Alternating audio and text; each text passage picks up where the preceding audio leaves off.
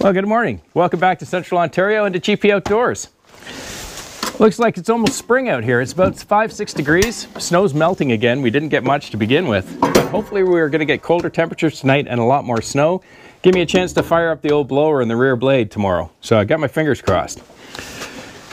I've had the tractor now for about 15 months, as many of you know. I'm still very pleased with the decision on this B2601. But to this day, I still get a lot of questions from a lot of new tractor owners or people considering a tractor, asking me questions about, you know, how the B2601 is able to do this, or if it's big enough or it has enough power to do that. You know, asking me questions about compact tractors, and I get it. 2 years ago, I'm exactly where they were. I finally decided it was time to get serious about getting a tractor for the property. I started looking around, and you start looking at all the different tractors and the different brands, and you know, this one's got a hydrostat transmission. This has something called a shuttle shift. This one's got, you know, position control. This one's got four-wheel drive, and you get a little bit confused. And then what makes it a little bit worse is you get out to a dealer lot, you start talking to a dealer, and you know, you look to the right side and you see these bigger utility tractors, maybe an L series or something larger, an M series. And then you look to the left and you see these small little compact tractors. And in fact, you can also see little subcompacts which are even smaller. And you kind of, in your mind, you have a thought that a tractor is a great big piece of equipment, so you immediately dismiss the compact tractor. But I'd say that, although I'm not an expert, as you know, I've had this for 15 months, I'm still 100% happy with the decision. And I figured for you folks that are asking the questions, I thought I'd do the video, maybe spend some time to talk about what this compact tractor actually can do. And then I thought it'd probably be a little bit better if I just showed you. So I welcome you to grab a coffee, have a seat, and take a watch of this. Cheers.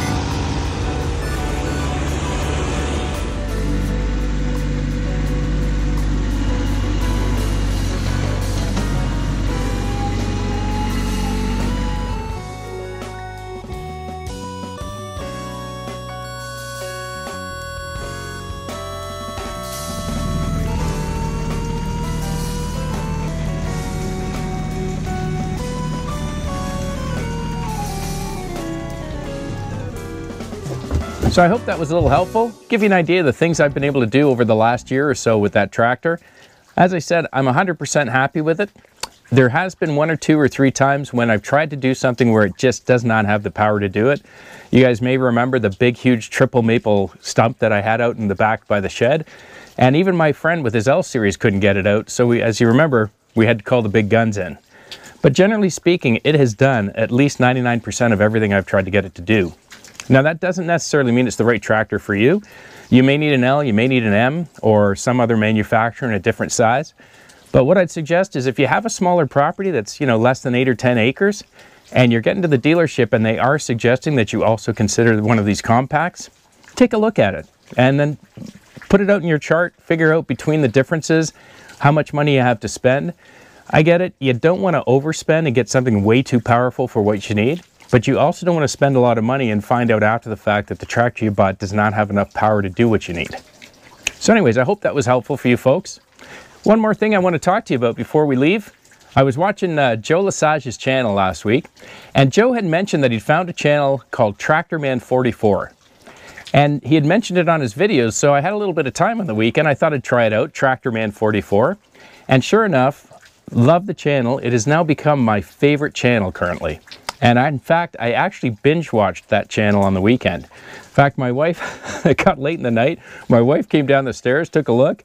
She said, "I can't believe it. Are you still watching videos?" And I said, "Well, yeah, they're pretty interesting." And she rolled her eyes at me and of course shook her head, went back up to bed. But I got to tell you, I love the channel. If you like tractors, this gentleman's got a really nice way about him. He's got, I think, 20 some odd old tractors that he tinkers around with, fixes, gets them up and running. And he's also got a gorgeous, beautiful workshop in his barn with so many different tools. He's always doing projects. He's very creative, very skilled. So if you're interested in that kind of thing like I am, I'd suggest you give it a try, TractorMan44. Subscribe, check out a few videos, and I'll bet you'll like it just as much as I have. That being said, I hope the video was helpful, especially for the new folks considering a new tractor. If you like the channel, please click subscribe, hit that like button, and if you want to know when I'm posting new videos, just click the little bell. Have a wonderful week with your families. I'll see you again on the next one. Cheers.